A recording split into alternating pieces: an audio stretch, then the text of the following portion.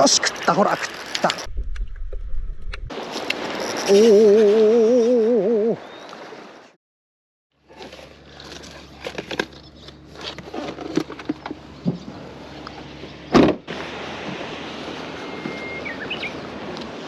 皆さんおはようございます。釣り車中泊旅中のたくあんです。今日はですね、どこに来ましたかと言いますと、僕がですね YouTube を始めた頃に、YouTube 駆け出しの頃にですねよく通っていた千葉県房総半島にねやってきました。僕のね古巣でございます。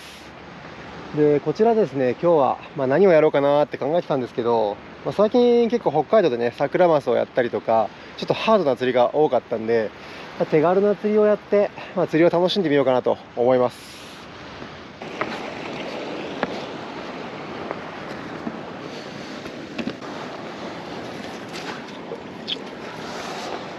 捕まえました。これはですね、平磯ガニっていうカニですね。大体こういう磯場って平磯ガニっていうこのカニと、あと磯ガニっていうカニとか岩ガニっていうカニがいるんですけど、それらのカニをですね捕まえて餌にしていきます。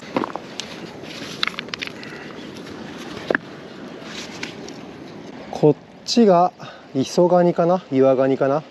でこっちが平磯ガニですね。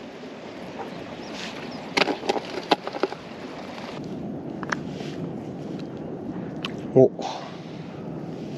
これまたさっきとは違う種類のカニですね。これ潮だまり散策っていろんな生き物がいてですね面白いんですけれども、危ない生物も割といるので気をつけてね散策しないといけません。ここ最近だとその房総半島の南部の方でもヒョウモンダコっていう猛毒を持ったタコがいて、噛まれると結構危ないんですよ。だからね、ちっちゃくて可愛いタコなんですけど、可愛いって言って触っちゃうとね噛まれて大変なことになるっていうのもあるんで、気をつけて、散策しないといけないですね。よし、これぐらい取れれば足りるかなっていう感じです。でカニの大きさはですね、これぐらい、甲羅の大きさがですね2センチから3センチぐらいまでのカニが扱いやすいですね。でこのぐらいの大きさになると、これ甲羅の大きさそうだな5センチぐらいありそうですけど、これぐらい大きいのになると、イシダイとか大物を狙うんだったらいいんですけれど、クロダイとかね身近な魚狙うにはちょっと大きいかなっていう感じです。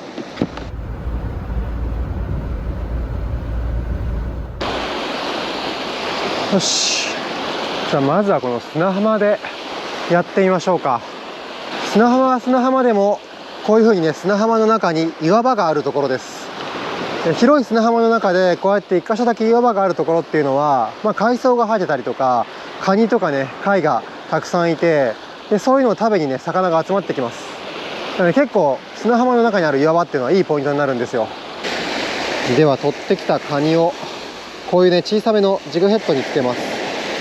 小さいジグヘッドを使うんですけども、この軸は太い方がいいですね。クロダイなんかかかると40センチとか50センチとか結構大きいのもいるんで、強めの針がいいです。でカニを刺す時はこの真ん中に刺すとすぐね死んでしまうんで、なるべくねこの足の付け根とか端っこの方にね刺してあげるようにします。こんな感じですね。よし、ではやっていきましょう。ではカニをこの岩場の周りに投げて、でそこに沈めて、で糸を張らず緩めずして当たりが取れる状態で待つ。お、なんか早速食ったんだけどマジで、外れた外れた、早速食った。やっぱいるんだよ、やっぱいるんだよ。いろんな説明をする前に早速食いましたね。今のクロダイでしたね。いやー惜しかった、惜しかったけどやっぱ魚いますね。そう今みたいに岩場の周りに投げて、で沈めて、で張らず緩めずでね、糸を張らず緩めずで当たりが取れる状態で待つ。でたまにこうやってカニをふっと動かしてあげてね、カニがここにありますよってアピールしてあげるのもいいですね。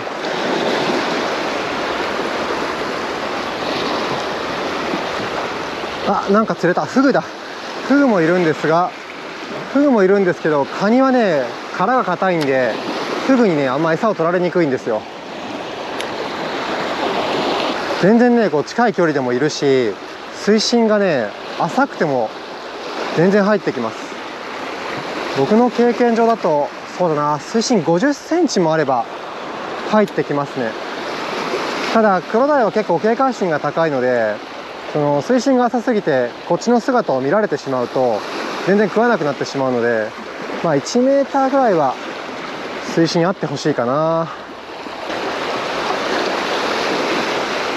当たってるけど、これ多分フグに疲れてますね。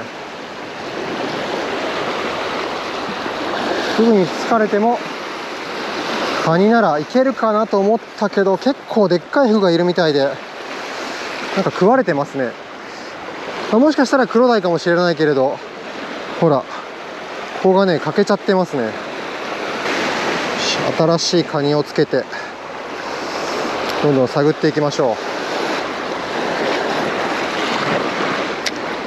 う。だいたいこういう浅い岩場で釣れるのはクロダイが多いと思います。ただここは砂地も混じってるというか砂場なので、もしかしたらマゴチなんかも釣れるかもしれないです。マゴチはねカニとかエビとか甲殻類大好きなんで、もしかしたら釣れるかも。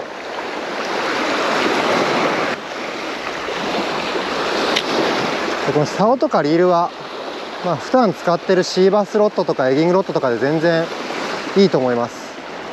僕はねこう根がかりを外したりとか魚のやり取りがね有利になるんで、この長めの竿でやった方がやりやすいかなと思いますけど、まあ、全然8フィートとかね短い竿でも全然 OK です。これ長い竿何がいいかっていうとね、こう手を伸ばしてね真下に落としたりできるんですよ。で真下に落としてやるとその真上にこう仕掛けを上げれるんで根がかりしにくくなります。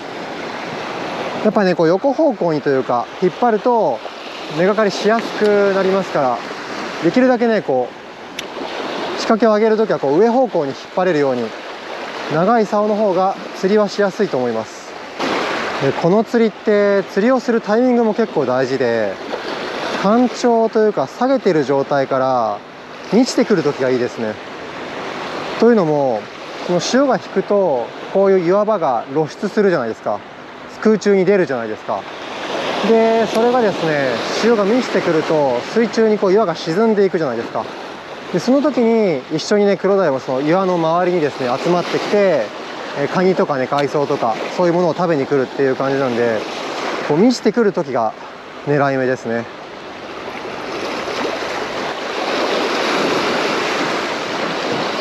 結構ゴンゴン当たるんですけど、フグかな、フグにやられてんだろうなこれ。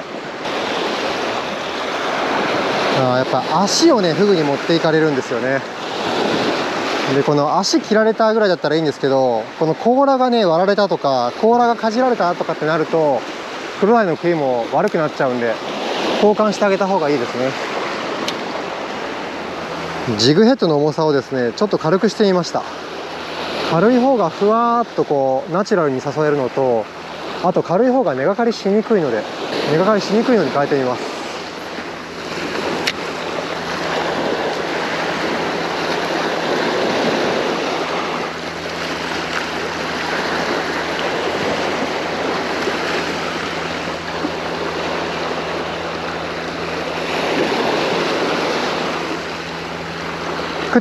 食ったよ。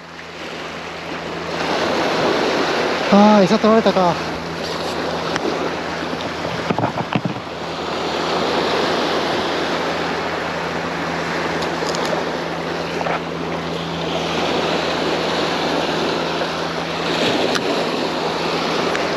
そこクロダイ見えてる。そこクロダイ見えてる。食うかな。あ、食ったんじゃない、食ったんじゃない。よし、食ったよ。よっしゃ、ミネクロダイゲット。よっしゃ、狙い通り。お、外れた。はい、やりました。浅瀬にいましたクロダイ。いいサイズですね。40センチぐらいはあるでしょうか。はい、サイズ感はこんな感じです。いいクロダイですね。なんかクロダイ久しぶりに釣りました。やりました。クロダイ釣るの久しぶりなんで、せっかくなんでいただこうと思います。いただきます。じゃあ締めていきます。このね、エラの前の線の上のところを、柔らかいところをついて、でこういう風にひねる、目の方にというかね、こう倒すんですよ。そうすると今ビクビクってなったでしょ。これでね締まりました。脳締めですね。で次はナイフに変えて血抜きですね。このエラのところの隙間から刃を上向きにね入れて、ここに背骨があるんですけど、その背骨の下のところを一突きしてあげる。そうすると太い血管と腎臓を傷つけることができるんで、これでね血抜きをやっていきます。あとはこうやって水の中でねフリフリと振ってやれば血抜きができます。でタイミングは血が出なくなるまでかな。あとこうなんかね、赤いカスみたいなのが出てくるんですけど、それがね出てこなくなったら OK かな。よし、血抜き完了。この辺は水がきれいなんできっと美味しいと思います。それとすごく大事なのが、すぐに氷で冷やし込んであげることですね。よし、完了。今釣れた時間が8時ぐらいで、今日の満潮は9時40何分だったかな。なんでこうどんどん今満ちてきてる時ですね。一番いい時だと思います。こう浅い岩場のところがどんどん水深が深くなっていって、で沖からクロダイがね入ってくるっていう、今一番いい時。結構ね警戒心の高いクロダイは、あそこクロダイいるな、そこの岩の上クロダイいます。警戒心の高いクロダイはね、結構こうそこにつけてクロダイが来るのを待ってないとダメなこともあるんですよ。こう自分からカニをふっと近づけていくと警戒されて食わないこともあるんですけど、活性高いやつはね結構カニが浮いててもお構いなしに食ってきます。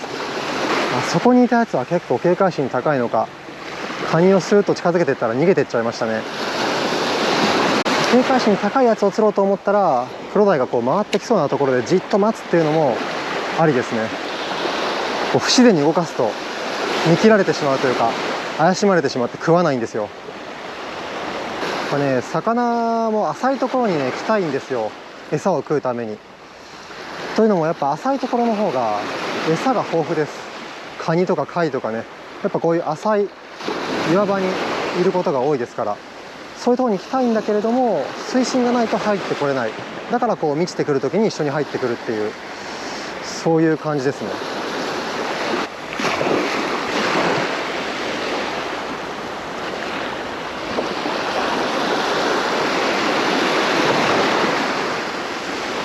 食った。今食ったな。食った今食ったわ。やっぱそこの岩の周りクロダイいますね。さっき多分見えてたやつですね。今食いましたよ。まだ多分針にかけてないからまだ食わせられるはず。多分岩の向こう側に隠れてんだろうな。食った。よし、食った。今のかかっちゃったかな。もうあれですね、一回カニを食ったからなのか、すごい活性が上がって沈んでる途中のカニを今食ってきましたね。まだ針に刺さってなければもう一回チャンスあると思うんだけど、もうダメかな。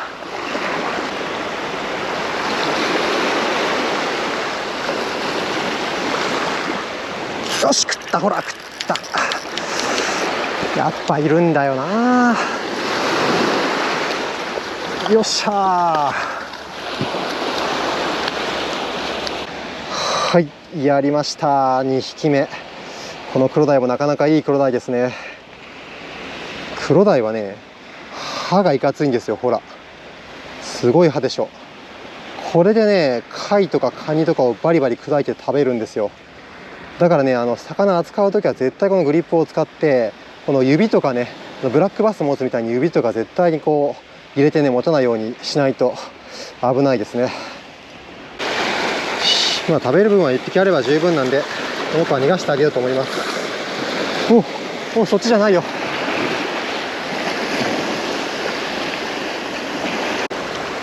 やっぱ軽いジグヘッドの方が扱いやすいですね。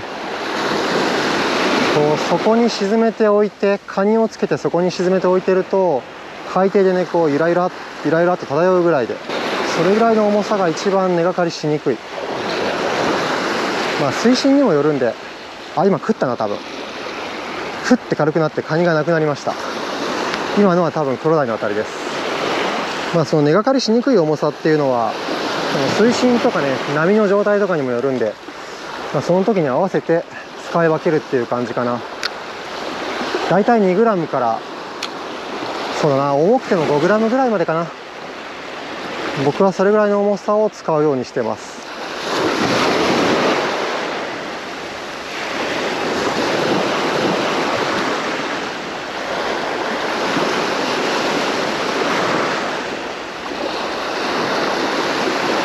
根がかりましたね。根がかった時はあんまり強く引っ張らないこと。こうやってね糸を弾いてあげたりとか、あとはね波が来るんでほっとくと取れることもあります。あと根がかってるのをクロダイが食って外してくれる時もたまにはあります。カニもですね、あんまり大きくて生きがいいのを使いすぎるとこうジグヘッドをね引っ張ってっちゃって穴に潜ったりして根がかりするんで、まあ、そこはね使い分けですね。小さいのを使うか、それかまあもう息の根を止めてしまって死んだカニを使うのもありですね。それも状況に応じてやっていくっていう感じです。取れなければあとは角度を変えて引っ張ってみる。ちょっと横に移動して横から引っ張ったりなんかすると取れることもあります。とにかくねむやみにぐっと強くは引っ張らない方がいいですね、根がかりは。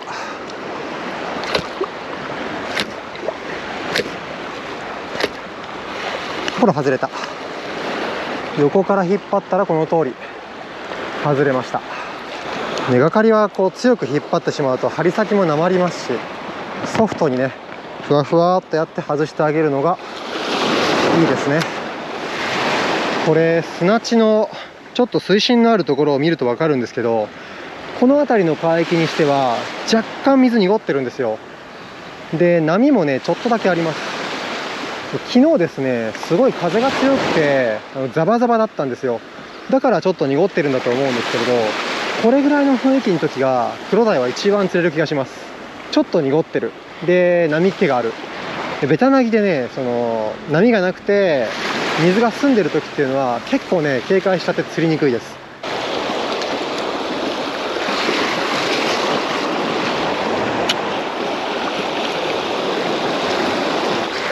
ここ良さそうだけどな、絶対入ってくると思うけど。あ、なんか今あそこギラって見えましたね。クロダイってこうそこについてるカニとか貝食う時こう横になってギラって光るんで、そういうのもね魚がいる目印としてよく見とくといいと思います。ただボラだったりする時もあるから、ボラがねその岩についてる海藻みたいなのを食べてる時もあるから、一概に全部クロダイとは言えないんだけど、その岩場のギラつきはよく見といた方がいいかな。でクロダイが見えてもクロダイがいるところ真上にボチャンって落とすんじゃなくて、少し向こうに投げて何メーターか5メーターとか向こうに投げて、でそこに沈めてこう底の方をちょんちょん引きずりながらゆっくり近づけてくる。その方がね食いやすいですね。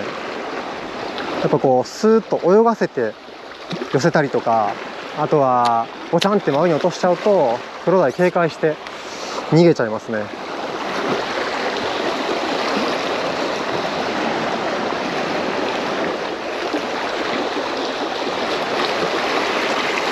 あ、こうフグがいるんだな。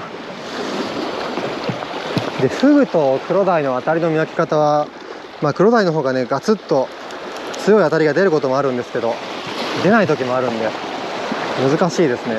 でフグの当たりでバンって合わせちゃうとそれでカニ外れちゃったりするんで、見極めが大事ですね。だからちょっと待ってみて、こうずーっと動き出すまで待ってみるのもいいかもしれません。コンってきてすぐガッと合わせるんじゃなくて、当たりだと思ったらちょっとこう糸を張って聞いてみる。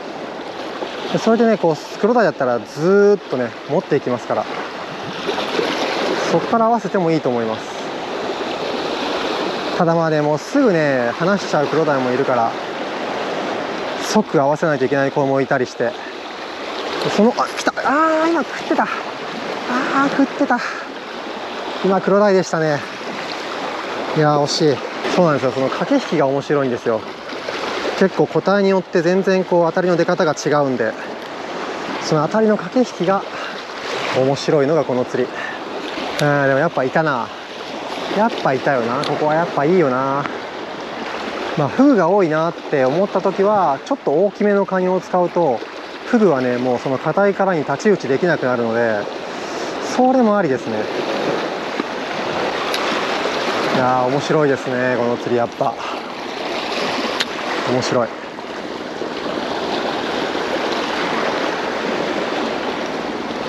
昨日風が吹いて荒れたのが良かったんだろうな。その荒れた後に、よし食った、ほら食ったよ、食いましたよ。おお、急に引いたよ。小さいかと思ったけどそうでもなかった。急に元気になった。おお、これは綺麗なクロダイ、いいクロダイですね。はい、やりました。3匹目。このクロダイもなかなかいいクロダイですね。40センチぐらいあるでしょうか。そうですね、42センチだな。42センチ、43センチかな。だいたいこの40センチぐらいのクロダイがたくさん釣れるっていう感じだな、今日は。楽しいですね。やっぱ昨日強い風が吹いて荒れてたのが良かったんだろうな。で、この微妙な濁りが良かったからこんなに釣れるんだと思います。いつもね、こんなにすごい釣れるってわけじゃないんですけど。はい、バイバイ。いいですね。いい日に当たりました。ちなみにね、カニの種類はあんまりどのカニが釣れるとかは関係ないかな。強いて言うなら硬さが若干違うんで、フグが多い時は硬い平磯ガニであったりとかで、もうちょっと食い込みよくしたいなとかっていう時とか、食いが悪いなっていう時にはちょっと柔らかめのね、磯ガニとか岩ガニのちっちゃいのを使ったりとかするといいのかなっていうぐらいです。上から見渡してみましょうか、岩場を。あんまり高いところに行くと魚に気づかれるんで良くないんですけど、ちょっと反応がなくなったので上からクロダイを見ながら釣ってみようと思います。ちょっとこう背を低くしながらね。でも見えないな。さっき攻めれなかったちょっと沖の方をね、背を低くしながらクロダイに見つからないようにしながら攻めてみましょう。クロダイは警戒心が高い魚だから、強い魚だから、見つかってしまうともうね食わないです。メタルギアソリッドごっこをしながらですね、こう釣っていきましょう。ちょっともう潮が満ちすぎちゃったかな。もう今満潮直前ぐらいなんですけど、やっぱこう満ちてくる時が一番釣れますね。この潮が引いていて今までクロダイが入れなかった、干上がってしまって入れなかった岩場に入れるようになったぐらい、ちょうどクロダイがですね入れるようになったぐらいまで満ちた時が一番釣れると思います。その時にやっぱこうやっとこの餌場に入れるようになったぞって言って活性が上がるんでしょうね。で、ある程度それが落ち着いて潮が満ちてしまって落ち着くとお腹がいっぱいになるのか何なのか分かんないですけど、なんか食わなくなるような気がします。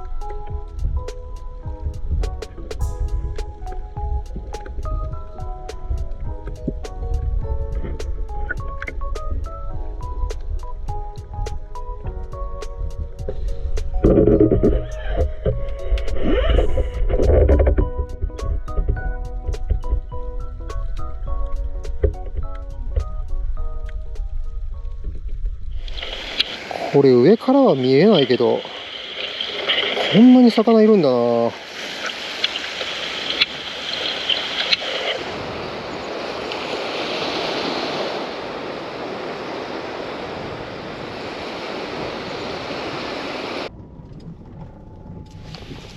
さあ到着しました。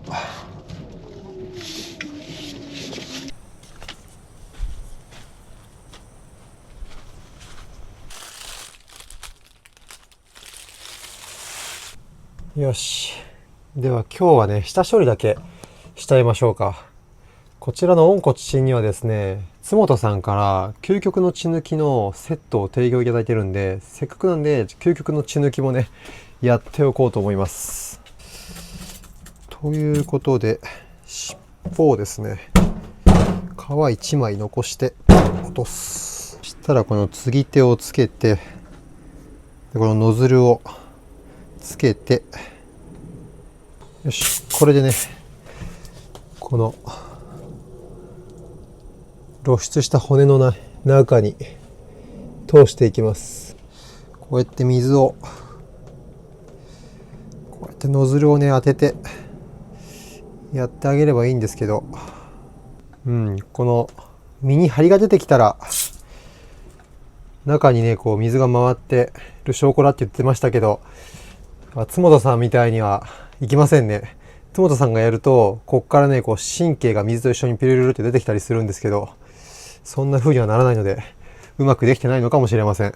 気を取り直して次はですね、血抜きをしたところについたこの傷口からホースを当てて水を入れてあげる。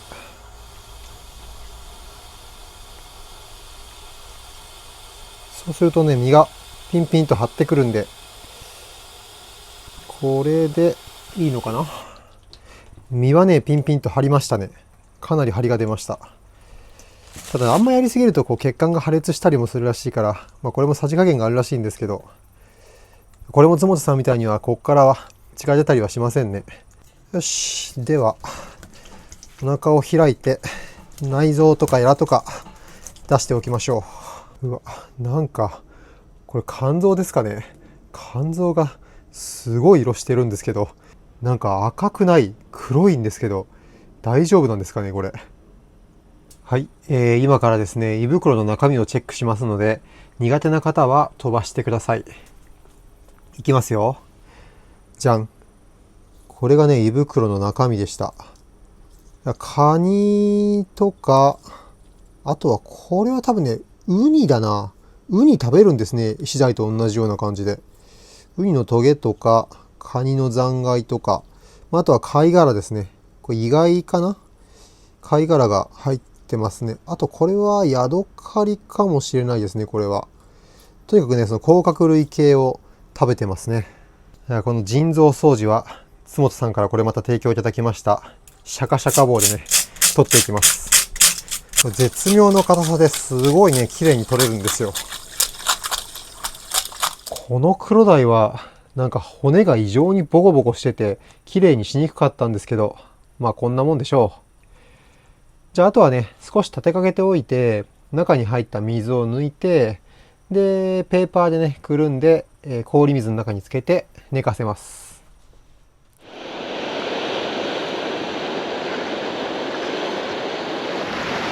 さあ今日はね磯にやってきました。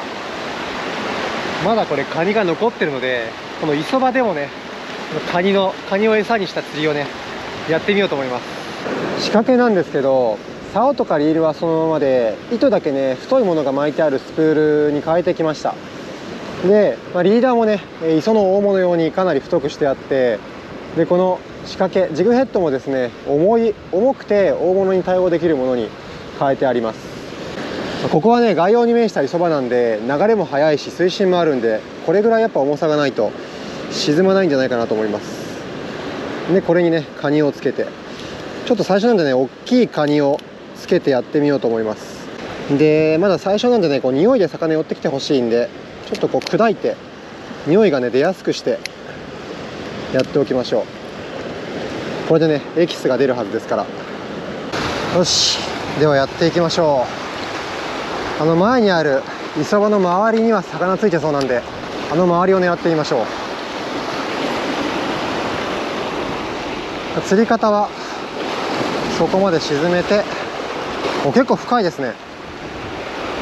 3メーター4メーターぐらいあるんじゃないかな。なかなか深いですよ。よし、ついた。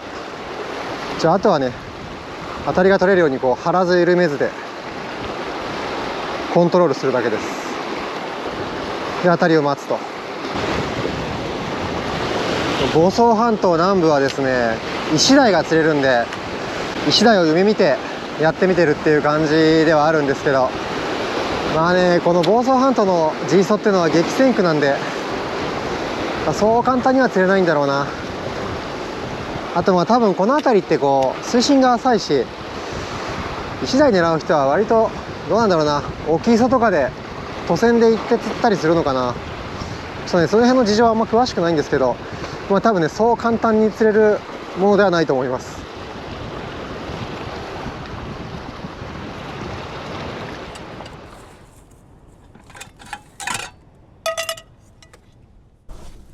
よし、じゃあ釣ってきました。黒鯛で車上食堂やっていこうと思います。何日か寝かそうと思ったんですが、結局ね1日だけしか寝かしてません。もうねすぐ食べることにしました。はい、本日の食材はこんな感じ。下処理をした後にですね、車内で鱗を取るの大変だなと思ったんで、鱗もねもう取っちゃいました。よし、ではさばいていきましょう。黒鯛はな、頭が大きいよな。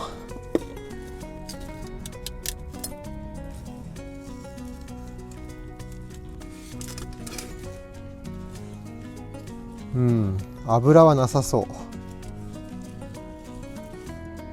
はい、さばいた身はこんな感じ。身の色自体はね結構綺麗なんですけど、なんかねこの血合いの周りというか、この部分がねすごい臭いような気がする。さあこれはお味はいかにって感じだな。ちょっとね怖いですね。じゃあ皮は引いてしまいます。皮の裏側はこんな感じ。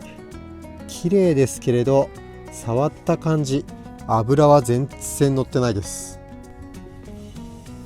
まあそれならそれで料理のしようはあります。適当な大きさにカットしまして、全体に軽く塩コショウを振って10分置きます。それじゃあその間ズッキーニを薄く切っておく。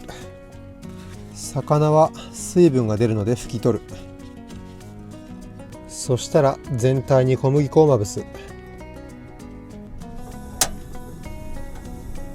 たっぷりのバターを溶かして、バターが焦げないように弱火でじっくり焼く。横でズッキーニも焼いちゃいます。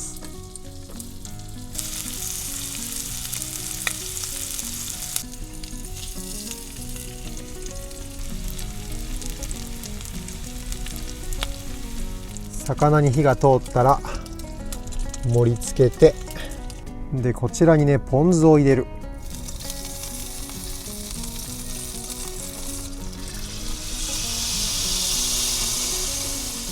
ポン酢が温まったら OK で、作ったソースをかける。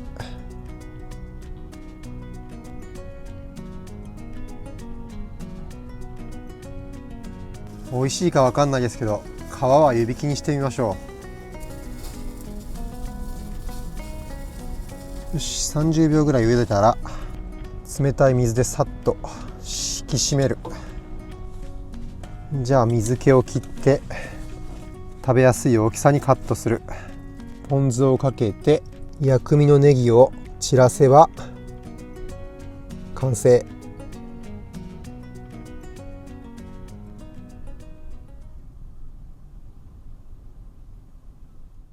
それではいただきます。じゃあまずはちょっと怖いですがお刺身からいただいてみましょう。いただきます。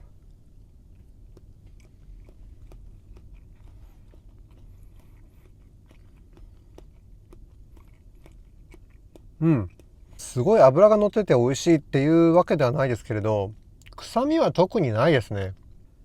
でも念のためもう一口。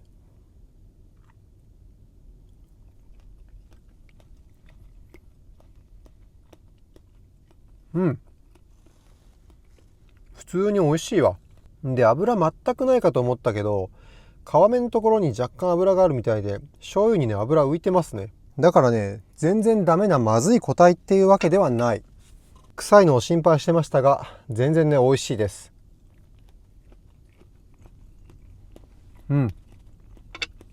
ではお次は、このバタポンムニエルいってみましょうか。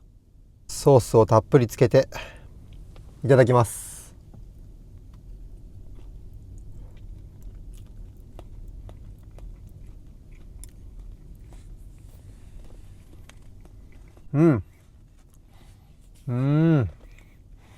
バターのいい香り。黒鯛の身は思ったよりもふわっと柔らかくて美味しい。いやーよかった。この魚、さばいてる時ちょっと匂いがあったから大丈夫かって思ったんですけど、全然美味しいですね。黒鯛って貝とかカニとか食べてる夏場の個体に多いんですけど、すごい臭いのがたまにいるんですよね。だからもしかして今回のやつそれじゃないかなって心配したけど、よかった。ズッキーニもいただきます。ズッキーニもみずみずしくてうまい。このソースはバターのまろやかさとポン酢の酸味がよく合います。白身の魚とは非常に相性がいい。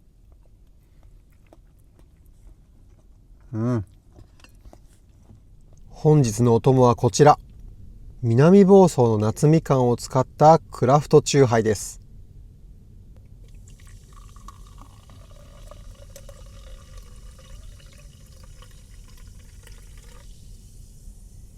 ではでは、いただきます。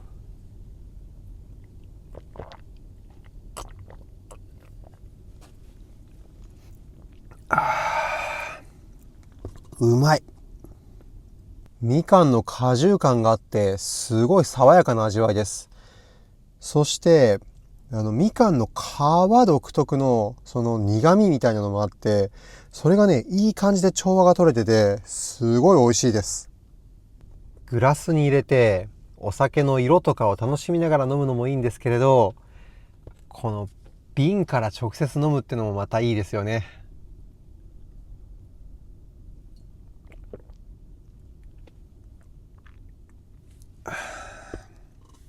さあお次はこの皮の湯引きもいただいてみましょうか。薬味のネギと一緒にいただきます。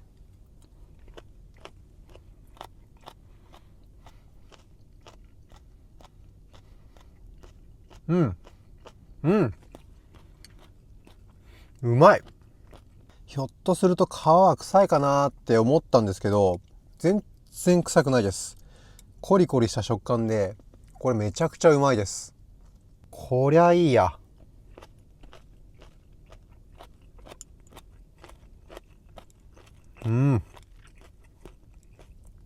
コリコリ食感がたまらんなこれ。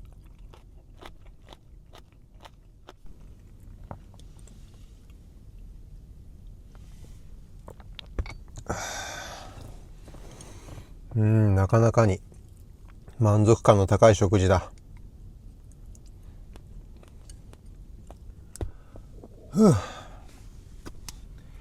ごちそうさまでした。黒鯛釣りに黒鯛料理堪能させていただきました。今回は久しぶりになんか身近な釣りをやってみたわけなんですけど、魚釣りっていうのはどんな釣りをやっても楽しいですね、やっぱり。